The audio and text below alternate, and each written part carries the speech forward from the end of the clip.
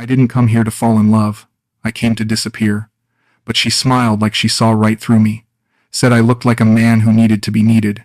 She was right, and I gave her everything. Even the house I built with my wife's ashes in the wall. Bangkok felt like breathing again. That's what I told myself the morning I walked down Sukhumvit Road, sweat already pooling under my collar, the heat pressing into my chest like a second heartbeat. 2 months in Thailand and I still wasn't used to it. The humidity, the noise, the way everyone seemed to be moving faster than me. I was 64 years old, recently widowed, and I'd spent 30 years wiring up mines in the red dirt of Western Australia. I wasn't looking for adventure. I was looking for nothing. And nothing felt like mercy. A few days ago, I opened an email from a longtime viewer of this channel, someone who said he's watched every story I've ever shared, quietly, late at night after work. He said, "Your stories make me feel less crazy. But I think it's time I tell you mine."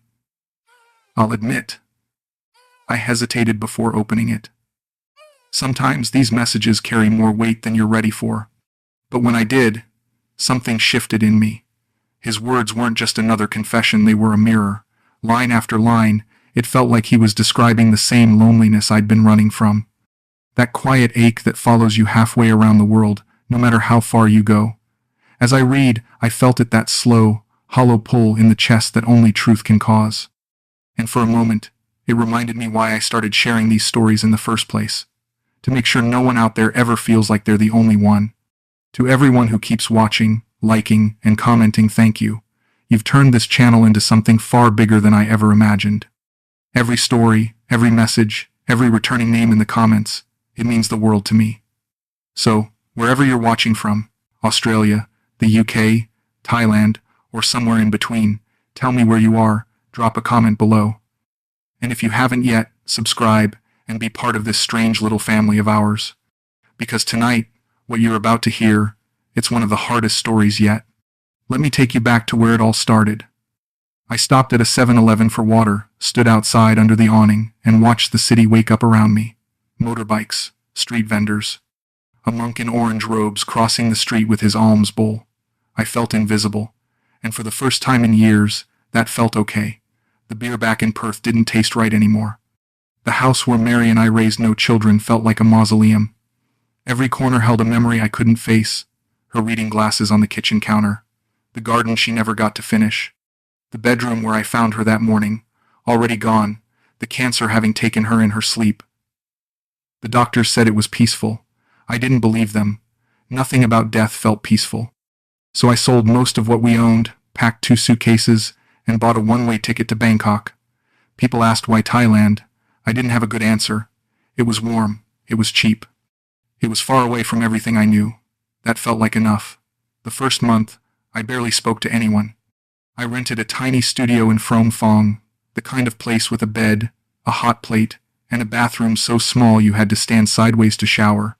I'd wake up at dawn, walk for hours, eat street food I couldn't name, and return to my room exhausted.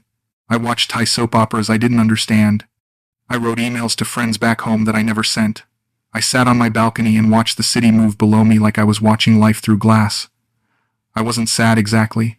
I was just empty. Then I saw her. She was standing outside a condo building across the street, clipboard in hand, talking to an older Thai woman who looked annoyed. She wore a white blouse, black skirt, heels that clicked on the pavement. Her hair was tied back, and when she laughed, I heard it over the traffic. She glanced my way, smiled. Not the polite smile you give strangers, the kind that made you feel like you'd been seen. I looked away, took another sip of water. When I looked back, she was walking toward me. My heart did something I didn't expect. It jumped. "You looking for apartment?" she asked. Her English was clear, confident. She had a small dimple on her left cheek. I shook my head. "Just walking." She tilted her head, studying me. "You look like man who need place to think." "Quiet place. I show you one nearby. No pressure. Just look." I didn't know why I said yes. Maybe it was the heat. Maybe it was the fact that no one had really talked to me since I landed. Maybe it was the way she looked at me like I wasn't invisible. We walked 2 blocks. She asked where I was from. I told her Perth. She said she'd never been but wanted to see kangaroos someday. I smiled despite myself. "They're not as cute as you think. They'll kick your head off if you get too close. She laughed. A real laugh, like Thai buffalo, beautiful but dangerous. I asked if she was a real estate agent. She shrugged. Freelance. I do many things. Property, crypto, help foreigners find good deal. You need good deal? I smiled. I'm just renting a studio near here. She stopped in front of a low-rise building, pressed the intercom. This one better. Owner is my friend. Clean. Cheap. You come see. The unit was on the 3rd floor. It smelled like jasmine and laundry detergent. The furniture was simple but clean. A bed, a desk, a small balcony overlooking a street market. She opened the curtains and let the light pour in. You like? I stood in the middle of the room, hands in my pockets. It was nicer than my place, brighter.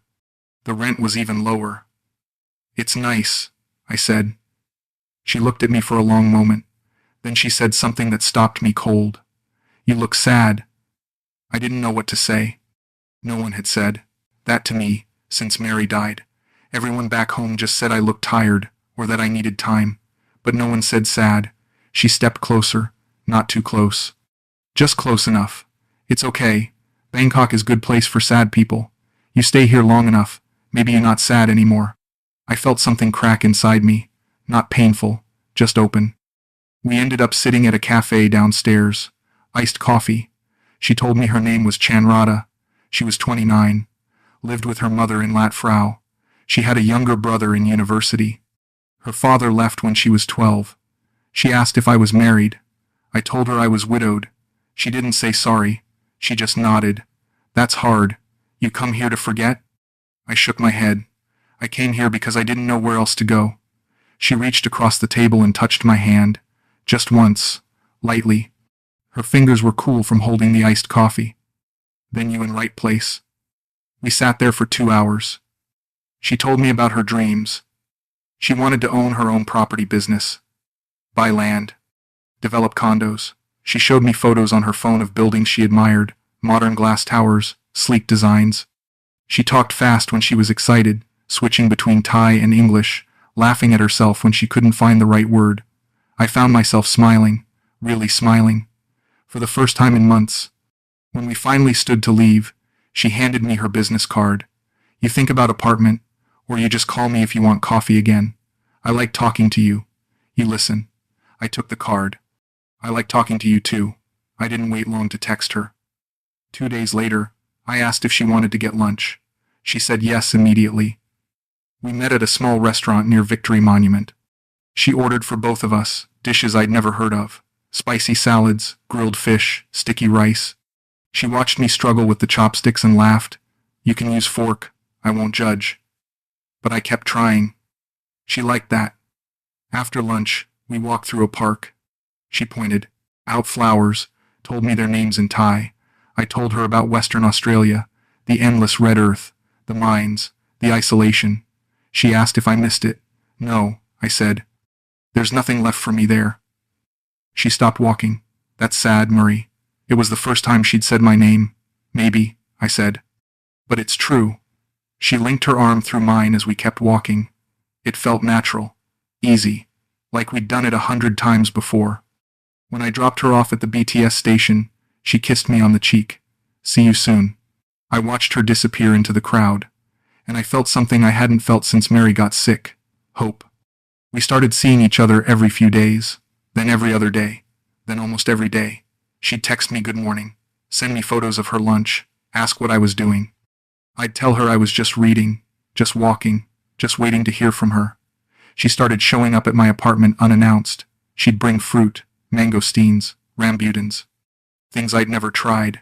She'd peel them for me, laughing when the juice ran down my chin. One evening, she cooked in my tiny kitchen. Pad krapao. The smell filled the whole building. My neighbors knocked on the door, asking what it was. She answered in Thai, smiling, proud. After dinner, we sat on my balcony. She put her feet up on the railing, her toes painted dark red. You happy here, Murray? I thought about it. I think I'm starting to be. She turned to me. Good. You deserve happy.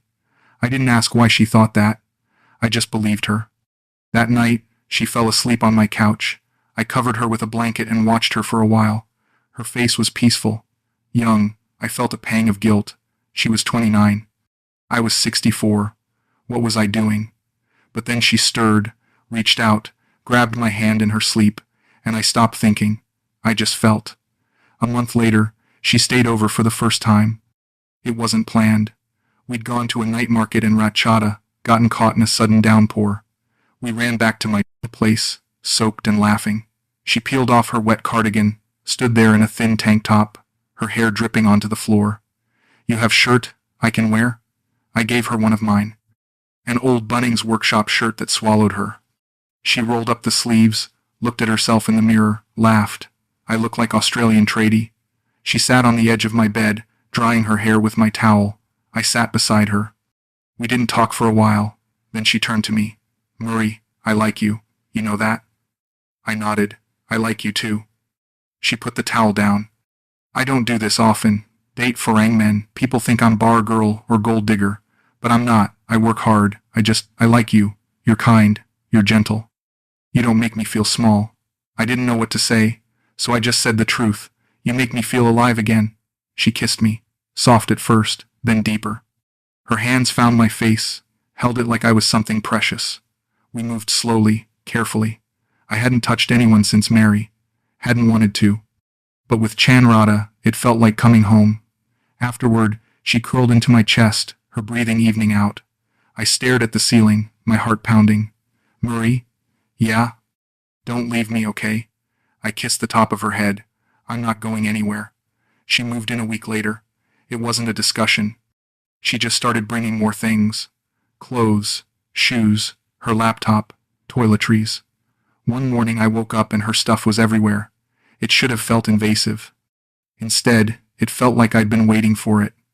She took over my space with ease, reorganized the kitchen, bought plants for the balcony, set up a small desk in the corner where she worked on her laptop for hours, typing fast, taking phone calls in rapid tie. I asked her once what she was working on. "Property deals," she said. "I help people buy and sell. I also invest a little in crypto, Bitcoin, Ethereum, you know." You know? I didn't know. But I nodded. She showed me charts on her phone, lines going up and down. "It's risky. But if you're smart, you can make good money." I wasn't interested in money. I had enough from my mining pension to live simply. But I liked watching her talk about it. Her eyes lit up. She was ambitious, driven. It was attractive. One night, she was on the phone for 2 hours, arguing with someone in Thai. When she finally hung up, she looked exhausted. I rubbed her shoulders. "Everything okay?" She leaned back into me. "Just business. People try to cheat me. But I'm smarter." I believed her. Everything changed the day I got the email. I was sitting at a coffee shop near my apartment, scrolling through my inbox, when I saw the subject line. "Estate of Margaret Chen, T, final distribution." Margaret was Mary's older sister. We hadn't been close, but she'd always been kind to me. I opened the email.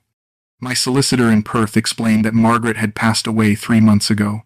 No husband, no children. I was named in her will. She'd left me 130,000 Australian dollars. I read the email 3 times. Then I closed my laptop and stared out the window. I didn't feel happy. I didn't feel sad. I just felt strange. Like the past had reached forward and tapped me on the shoulder. I told Chanrada that night. She was cooking dinner, humming along to Thai pop music on her phone. I walked up behind her, wrapped my arms around her waist. "I got some news today." She turned down the heat, turned to face me. "Good news." I nodded. I inherited some money from Mary's sister. Her eyes widened. "How much?" I told her. She was quiet for a moment. Then she smiled. "Murray, that's a lot. You should do something good with it." I shrugged. "I don't really need anything." She took my hands. "You should buy a house." The idea didn't feel real at first. Me, owning a house in Bangkok. But Chanrada wouldn't let it go. Over the next few days, she kept bringing it up. "Murray, you pay rent every month. That's 13,000 baht just disappearing. But if you buy house, it's yours. It's investment. It's security." I told her I didn't know how it worked for foreigners. She said she'd help.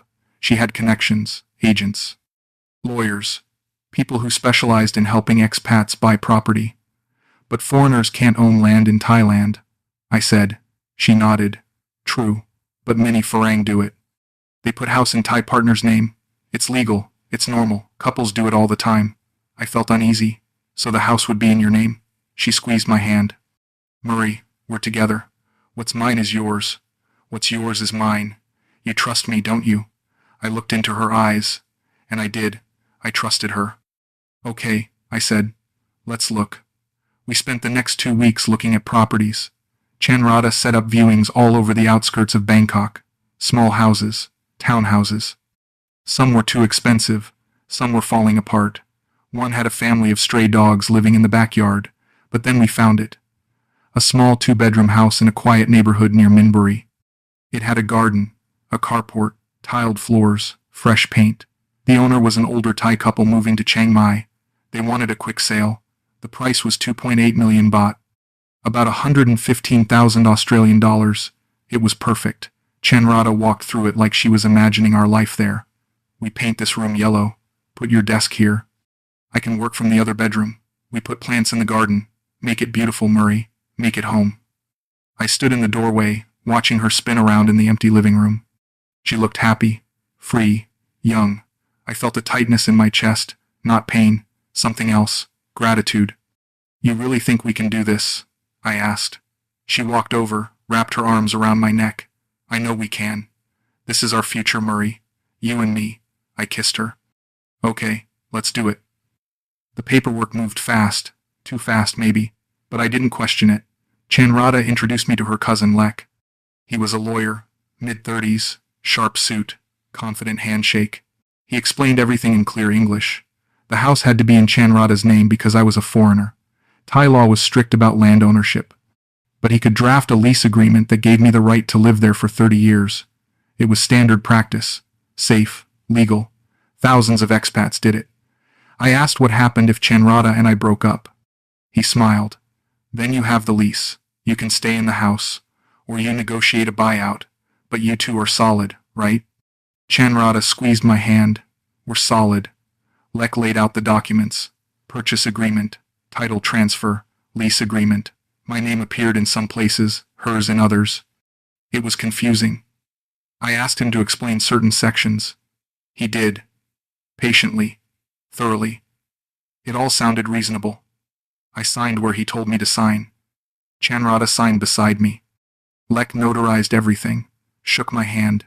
Congratulations, Murray. You're a homeowner. I looked at Chanrada. She was beaming. I felt a flicker of doubt, but I pushed it down. This was my life now. This was my choice. I wired the money 2 days later, 115,000 Australian dollars from my account in Perth to the seller's account in Bangkok. The transaction took 3 days to clear. When it went through, Chanrada called me, screaming with excitement. Murray, we did it. The house is ours. I met her at the property that afternoon. The sellers handed over the keys. We walked through the empty rooms, our voices echoing. She took photos, sent them to her mother, her friends. She posted one on Facebook, me and her, standing in the doorway, her arm around my waist. The caption was in Thai. I asked her what it said. She smiled. It says, "Finally found my home." We spent the next month furnishing the place. Chanrada had taste. Modern but warm. She picked out a couch, a dining table, curtains, artwork. I built shelves in the living room, fixed the leaky faucet in the bathroom, painted the guest room blue. It felt good to work with my hands again, to build something. One evening, I was in the garden, planting tomatoes, when she came out with 2 beers. She handed me one, sat beside me in the dirt. You happy, Murray? I looked at the house. Our house. The lights were on inside, warm, inviting. Yeah, I said, I really am. She leaned her head on my shoulder. Me too. The first few months in the house were some of the best of my life. I woke up every morning to the sound of birds. I'd make coffee, sit in the garden, watch the sunrise. Chanrada would join me sometimes, still half asleep, her hair messy. She'd curl up in the chair beside me, scrolling through her phone. We didn't always talk. We didn't need to. It was enough just to be together. She worked from home most days. She'd set up an office in the spare bedroom, took calls in Thai, typed reports, sent emails. I didn't always know what she was working on. Property deals, mostly. She had clients all over Bangkok, expats looking to buy, ties looking to sell. She was good at it, confident, professional. I was proud of her. On weekends we explored. We drove to Ayutthaya, walked through the ruins. We went to floating markets, ate boat noodles. She taught me Thai phrases.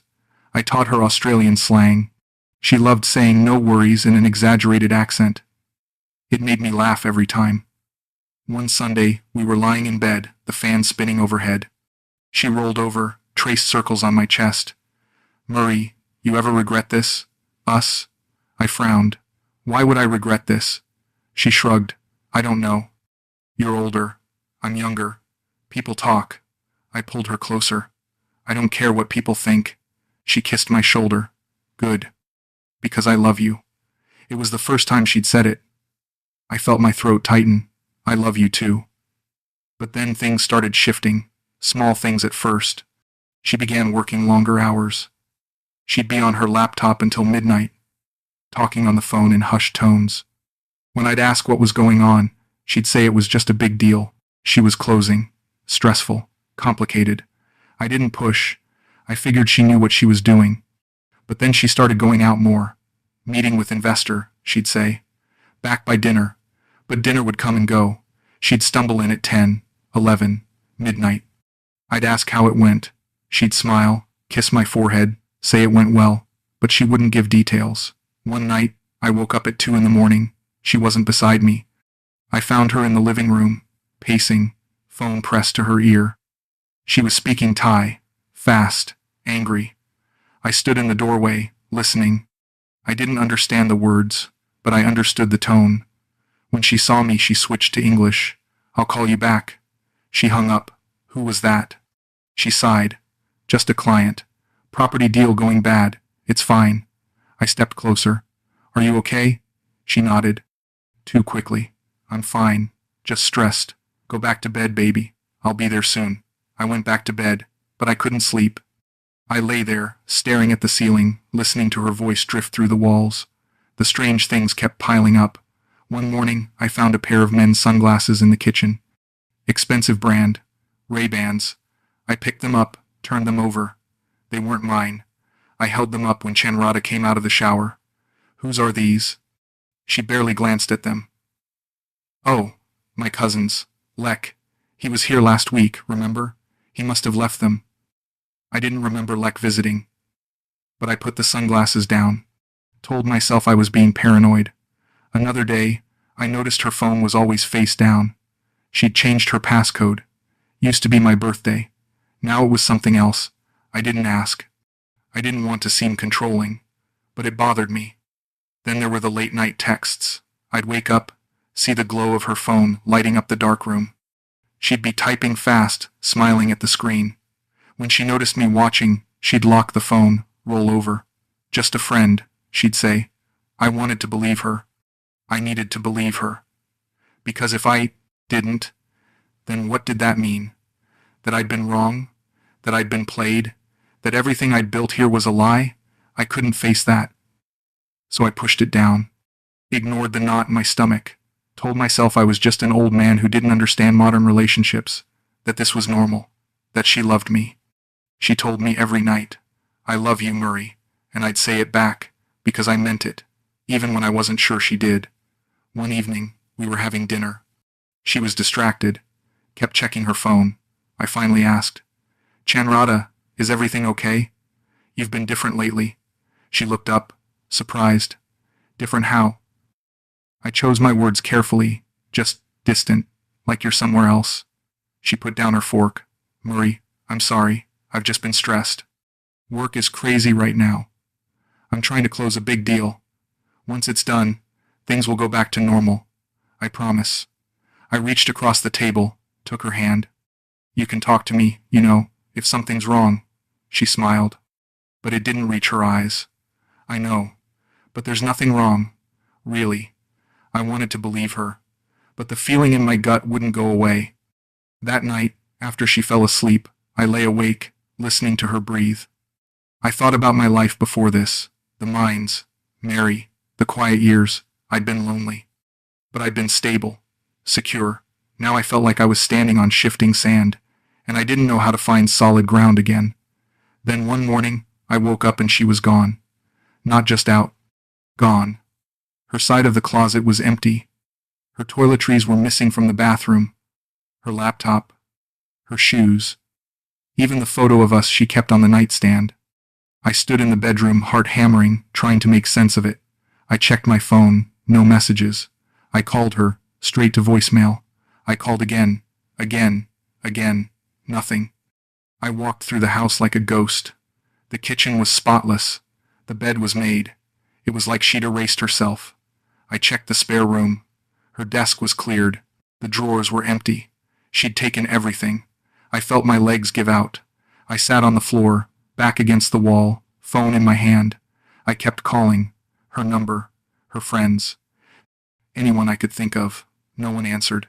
I sat there for hours, maybe longer. The sun moved across the floor. My phone battery died. I didn't move. I couldn't. Finally, I forced myself to stand. I plugged in my phone. Sent texts to everyone I knew who knew her. Have you seen Chanrada? Please, I need to talk to her. Something's wrong. I waited all day. No one replied. The silence was louder than anything I'd ever heard. The next morning, I drove to her mother's house. I'd only been there once, months ago, for a family dinner. It was a small house in Lat Frau, wedged between a motorcycle repair shop and a convenience store. I knocked on the door. An older woman answered, Chanrada's mother. She looked at me with something like pity. I asked for Chanrada. She shook her head. She not here. My voice cracked. Where is she? The woman hesitated. Then she said, in broken English, she sell house. She gone now. I'm sorry. I felt the ground tilt. What? No. That's our house. We live there together. The woman looked uncomfortable. It her house. She own it. She sell 2 days ago. New owner come next week. You need to leave. I stared at her. But I paid for that house. I gave her the money. The woman's face softened. I'm sorry. I tell her not to do this, but she say she need money. For family. For debt. I'm sorry. She started to close the door. I put my hand out. Please. Where is she? I just need to talk to her. The woman shook her head. She don't want you to find her. She say it's better this way. I'm sorry. She closed the door.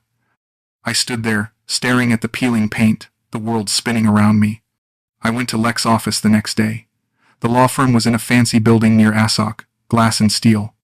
I took the elevator to the 12th floor, walked into the reception area. A young woman at the desk looked up. Can I help you? I need to see Lek. It's urgent. She checked her computer. Do you have an appointment? No. But he knows me. Tell him Murray is here. She made a call. Spoke in Thai. Hung up. I'm sorry. He's in a meeting. I felt my jaw tighten. When will he be out? She smiled politely. He's booked all day. Would you like to schedule an appointment? I sat down in the waiting area. I'll wait. I waited 4 hours. People came and went. The receptionist kept glancing at me nervously. Finally, she came over. Sir, I'm sorry, but Lek won't be able to see you today. Please, you need to leave. I stood. Just tell him I need 5 minutes. Please, it's about the house. Her face hardened. I can't help you. Please leave, or I'll call security. I left. I didn't have the energy to fight. I stood outside the building, watching people stream past, everyone moving with purpose. Everyone except me. I tried calling Lek. His number went to voicemail. I sent emails. Lek, I need your help. Chanrada sold the house. I don't understand what happened. Please call me. No response. I went back to his office 3 more times. Each time, the receptionist told me he wasn't available. On the 4th visit, she threatened to call the police. I finally cornered him outside a coffee shop a week later. He was with a colleague, both in suits, laughing about something. I stepped in front of him. Lek. He stopped. His face went pale. Murray, I can't talk right now. I stepped closer. You told me the house was safe, that the lease protected me. What happened? He glanced at his colleague. Let's talk privately. We walked to a quiet corner. He wouldn't look me in the eye. Murray, I'm sorry. The sale was legal. Chanrada owned the property. She had every right to sell. My voice shook, but I paid for it. I gave her the money. He shook his head. You gave her money. That's different. In the eyes of the law, you made a gift. The property was in her name. The lease, it's valid, but it's between you and her. The new owner isn't obligated to honor it. They can evict you. I felt sick. So, I have nothing. He finally looked at me. I'm sorry. I really am. But there's nothing I can do. I grabbed his arm. You set this up. You knew this would happen. He pulled away. I did my job. I processed the paperwork. What Chanrada did after that's between you and her. He walked away. I stood there, people flowing around me like I was invisible. I moved into a cheap hotel near Ekamai, 2,000 baht a night. The room smelled like cigarettes and mildew. The bed was hard. The walls were thin. I could hear the couple next door fighting. The shower barely worked. But it didn't matter. Nothing mattered. I'd wake up, stare at the ceiling, fall back asleep. I stopped eating, lost weight. My clothes hung loose. I looked like a ghost. I kept replaying everything in my mind. Every conversation, every smile, every I love you. Was any of it real, or was I just the fool who made it easy? I thought about Mary. How she'd warned me once, years ago, to be careful.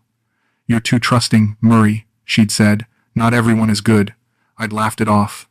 Told her I could take care of myself. But I couldn't. I was a 64-year-old man who'd been conned by a 29-year-old woman, and I had no one to blame but myself. 3 weeks after she left, my phone buzzed. A notification, voice message, from her.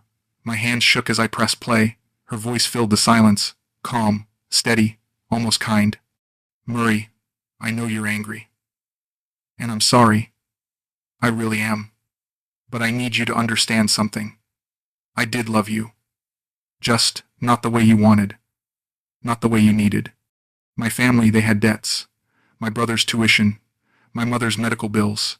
I tried to handle it myself. But it wasn't enough. The house, it was the only way out. When the buyer made an offer, I had to take it. I didn't plan it, Murray. But when the opportunity came, I had to choose. And I chose my future. I hope one day you can understand. Please don't come looking for me. It'll only hurt more. The message ended. I sat there, staring at the phone. No apology. No guilt. Just explanation. She wasn't evil. She was just surviving.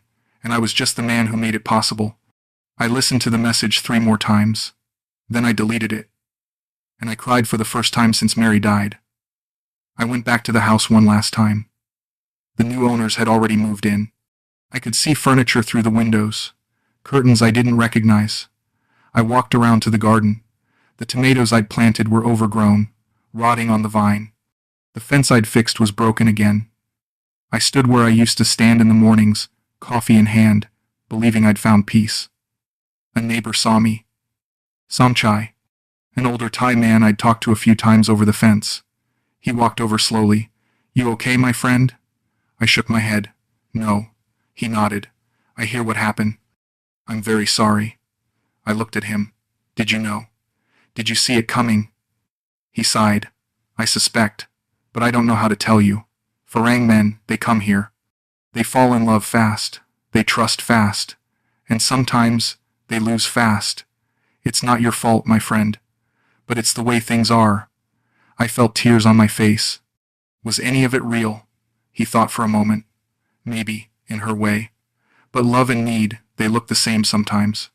Very hard to tell difference until it's too late. I thanked him, walked away. I didn't look back. I couldn't. I found a support group for expats who'd been scammed. It met every Tuesday evening in a community center near Asok. I almost didn't go, but I had nowhere else to be. The room was small, folding chairs arranged in a circle. About 10 people. Mostly men. A few women. All of us broken in different ways. A woman, Australian, maybe 50, waved me over. First time? She asked. I nodded. Sit down, love. You're safe here. Her name was Rachel. She'd lost $80,000 to a boyfriend in Pattaya. He'd promised to open a restaurant with her. Took the money. Disappeared. A German guy lost his life savings investing in a fake export business his girlfriend's brother ran. A British man had his condo taken by a woman he thought he'd marry. We went around the circle. Everyone told their story. When it was my turn, I almost couldn't speak. My throat was tight. But Rachel reached over, squeezed my hand. Take your time. So I told them. About Chanrada, about the house, about the voice message, about how stupid I felt. When I finished, no one judged. No one told me I should have known better. They just nodded. Because they understood, we were all the same, lonely people who'd come to Thailand looking for something, and we'd all paid the price. I started going every week. It helped. Not because it fixed anything, but because I wasn't alone. Rachel became a friend. We'd get coffee after meetings. She told me her story in more detail. How she'd met her ex on a dating app. How charming he'd been. How convinced she was that it was real. The thing is, she said one day, I don't think he set out to hurt me. I think he saw an opportunity and took it. And I was so desperate to be loved that I made it easy. I understood that. More than she knew. One night, after a particularly difficult meeting, I sat with her at a street food stall. We ate pad thai in silence. Finally, she said, You're going to be okay, you know. I looked at her. How do you know? She smiled sadly. Because you're still here. Still showing up. That takes courage. I didn't feel courageous. I felt destroyed. But I kept showing up anyway. Months passed. I couldn't afford to stay in hotels forever. I found a tiny room in a guest house in On Nut. 5,000 baht a month. Shared bathroom, no kitchen, but it was mine, sort of. I got a job, teaching English at a small language school. The pay was terrible, 20,000 baht a month. But it gave me something to do, somewhere to be. The students were young, enthusiastic. They didn't know my story. They just knew me as Teacher Murray, the quiet Australian who spoke slowly and smiled rarely. It was enough. I started walking again. Long walks through neighborhoods I'd never seen. I'd watch families eating dinner together through open windows, watch monks collecting alms at dawn, watch the city live its life around me. I felt like a ghost. But at least I was moving. One evening, I walked past a temple. I'd never been religious. Mary and I had married in a registry office. We never went to church, but something pulled me inside. The temple was quiet. Incense smoke curled toward the ceiling. Golden Buddhas lined the walls. An old monk was sweeping the floor.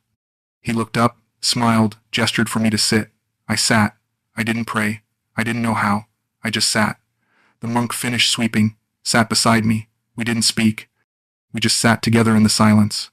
After a while he said, in broken English, You have heavy heart. I nodded.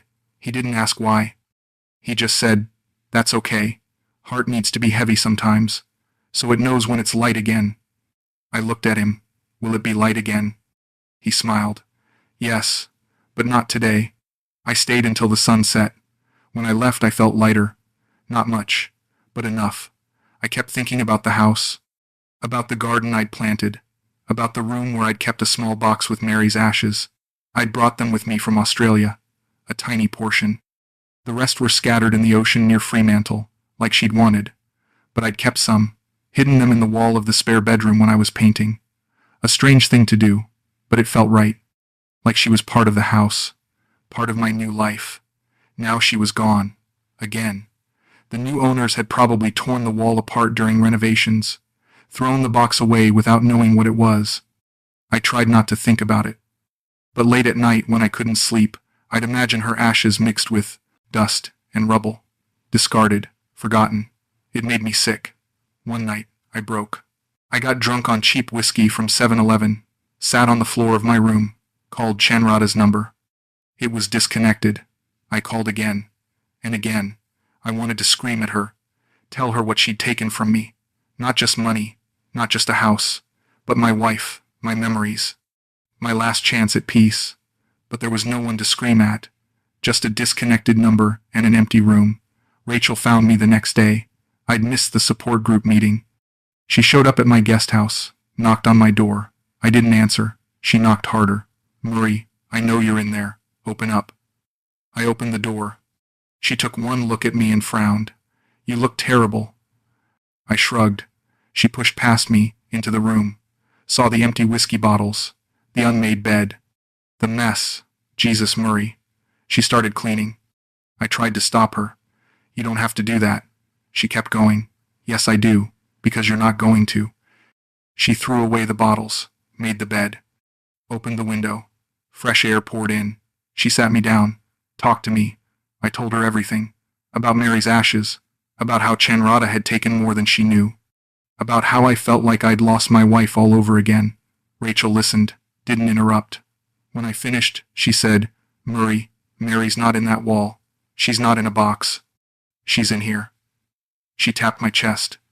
And no one can take that from you. Not Chanrada. Not anyone. I wanted to believe her, but I didn't know how. I started writing letters. Not real ones, just thoughts. I'd sit in my room at night, pen in hand, and write to Mary. I told her everything. About Bangkok, about Chanrada, about the house, about how I'd tried to move on and failed. I told her I was sorry for leaving Australia, sorry for falling in love with someone else, sorry for losing her ashes. I told her I missed her, that I'd give anything to have her back, that I didn't know how to live without her. I wrote dozens of letters, never sent them, just kept them in a notebook under my pillow. It helped, a little. One night, I wrote something different. Mary, I think I need to forgive myself. I don't know how, but I think I need to try, because if I don't, I'm going to die here, not physically, but in every way that matters, and I don't think you'd want that. I think you'd tell me to get up, to keep going, to find a reason to live, so I'm trying, I'm really trying. I closed the notebook, and I cried. But this time, it felt different, not like grief, like release. I decided to leave Bangkok, not Thailand, just Bangkok. The city held too many ghosts, too many memories. I'd see Chanrada everywhere, in the BTS, in shopping malls, in coffee shops, girls with her hair, her laugh, her walk. It was driving me insane. Rachel helped me pack. She didn't ask where I was going. She just hugged me. You're going to be okay, Murray. I know it doesn't feel like it, but you are. I thanked her. Told her I'd stay in touch. I took a bus south, Hua Hin, a beach town 3 hours from Bangkok. Quiet, slower, the kind of place where people went to disappear.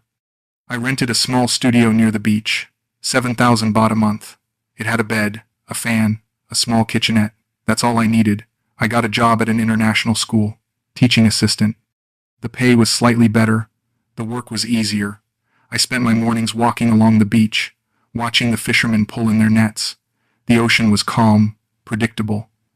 I liked that. I started eating again, sleeping better. I bought a bicycle, rode through town, found small restaurants, made small talk with vendors. No one knew my story. No one asked. I was just the quiet Australian who lived near the beach. One evening, I was sitting on the sand, watching the sunset. An older expat sat down beside me, British, maybe 70. We didn't talk at first, just watched the sky turn orange and pink. Finally, he said, "Beautiful, isn't it?"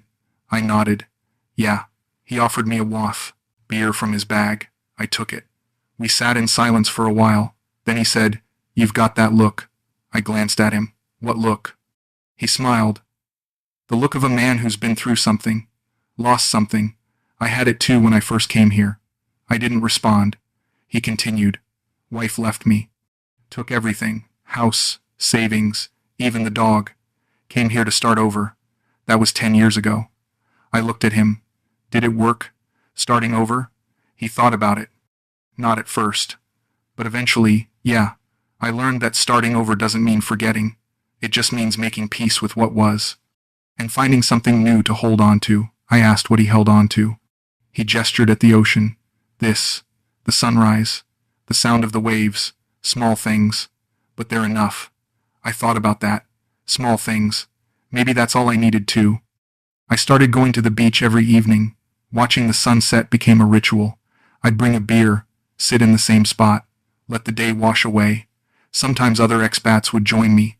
We'd talk. Or not. It didn't matter. We were all there for the same reason. To find peace. To forget. To heal. One evening, a Thai woman walked past. She was older. Maybe 60. She was collecting shells. She smiled at me. I smiled back. She sat down nearby. We didn't talk. Just collected shells together. When the sun was gone, she stood. Handed me a small, perfect shell. said something in Thai I didn't understand. Then she walked away. I held the shell in my hand. It was smooth, white, flawless. I kept it, put it on my windowsill. A small reminder that beauty still existed, even after everything. I thought about Chanrada less and less. When I did, it didn't hurt as much. I wasn't angry anymore. I wasn't even sad. I was just empty. But not in a bad way. Empty like a reset. Like I was starting from zero. I stopped checking her social media, stopped wondering where she was, what she was doing, if she ever thought about me. It didn't matter. She was gone. And I was still here. That had to mean something. One night, I pulled out my notebook, the one with the letters to Mary. I read through them. Some made me cry, some made me cringe, but they were honest, real. I wrote one last letter. Mary, I think I'm going to be okay. Not today. Maybe not tomorrow. But someday. I learned something here. That love isn't always enough. That trust can be weaponized. That good intentions don't protect you from bad outcomes. But I also learned that I'm stronger than I thought. That I can survive losing everything. That I can start again, even when it feels impossible. I don't know what comes next, but I'm not afraid anymore. Thank you for loving me, for teaching me what love should feel like. I'll carry that with me. Always. I closed the notebook. And I felt, for the first time in months, something like peace. I started volunteering at a local animal shelter. They needed help with the dogs. Feeding, walking, cleaning. It wasn't glamorous, but it was needed. The dogs didn't care about my past. They didn't judge. They just wanted food and affection. I could give them that. There was one dog, an old street dog, scarred, missing an ear. No one wanted him. Too old, too damaged. I started spending extra time with him. I named him Blue, because his eyes were a strange pale blue. He followed me everywhere, slept at my feet. I asked the shelter if I could adopt him. They said yes. So Blue came home with me. He slept on a mat beside my bed. He'd wake me up at dawn, ready for our walk. We'd go to the beach. He'd chase the waves. I'd throw sticks. We'd sit together and watch the sunrise. It was simple, but it was enough. Blue didn't fix me, but he gave me a reason to get up, a reason to keep going. And sometimes, that's all you need. Months turned into a year. I stopped counting, stopped marking time. I just lived, day by day. I made friends, other expats, locals. We'd meet for coffee, for dinner, for beers on the beach. I told some of them my story, not all of it, just enough. They shared theirs. Everyone had something, a loss, a betrayal, a regret. We were all just trying to make sense of it, trying to move forward. One friend, a German man named Klaus, told me something that stuck. You know what the difference is between a victim and a survivor? A survivor doesn't let the past define them. They let it teach them. I thought about that a lot. Was I a victim or a survivor? I didn't know. Maybe both. Maybe neither. Maybe it didn't matter. I was still here. Still breathing. Still trying. That had to count for something. I went back to Bangkok once, just for a day, to close my bank account, to tie up loose ends. I walked down Sukhumvit Road. The same street where I'd met Chanrada. It looked different. Or maybe I was different. I passed the condo building where she'd worked, the cafe where we'd had our first coffee, the BTS station where we'd said goodbye every morning. I felt nothing, no anger, no sadness, just distance, like it had happened to someone else. I took the bus back to Hua Hin that evening. Blue was waiting for me, tail wagging. I knelt down, scratched his ears. I'm home, buddy. And I was. Not the home I'd built with Chanrada. Not the home I'd shared with Mary. But home. A small room near the beach. A dog who needed me. A life that was simple and mine. It wasn't what I'd planned. But it was enough. I still see her sometimes. Not really. Just a girl with her hair. A laugh that sounds familiar. A perfume that reminds me of mornings I'll never get back. But it doesn't break me anymore. It just reminds me I'm still alive. Still feeling. Still here. I don't know if I'll ever fall in love again. I don't know if I want to, but I know this. I didn't lose a house. I lost myself. And maybe, slowly, painfully, I'm starting to find him again. Not the man I was, not the man I wanted to be, just the man I am, awake, aware, and somehow, still breathing. I sit on the beach, most evenings now, Blue beside me, beer in hand, watching the sun sink into the ocean. The sky turns pink, then orange, then purple, then dark. And I think about everything I've lost, everything I've learned, everything I've survived, and I realize something. There are no villains in this story, just people doing what they thought they had to do. Chanrada needed to survive. I needed to love. We both got what we needed, and we both paid the price. I'm not angry anymore. I'm not bitter. I'm just awake. And maybe that's the point. Maybe that's what I came here to find. Not love, not a home, just clarity. The truth about who I am when everything is stripped away. I'm 65 now. My hair is grayer. My body is slower. I have a scar on my heart that will never fully heal. But I'm still here, still walking, still breathing, still watching the sunrise with my dog. And you know what? That's enough. It has to be. Because there's nothing else. Just this moment, this breath, this life. I thought I came to Bangkok to disappear, but maybe I came here to be found, not by someone else, but by myself. And after everything, after all the pain and loss and heartbreak, I finally understand what Mary tried to tell me all those years ago. You can't find peace in another person. You can only find it in yourself. So that's what I'm doing, one day at a time, one breath at a time, one sunrise at a time. I'm finding peace. And maybe, just maybe, that's what I was looking for all along.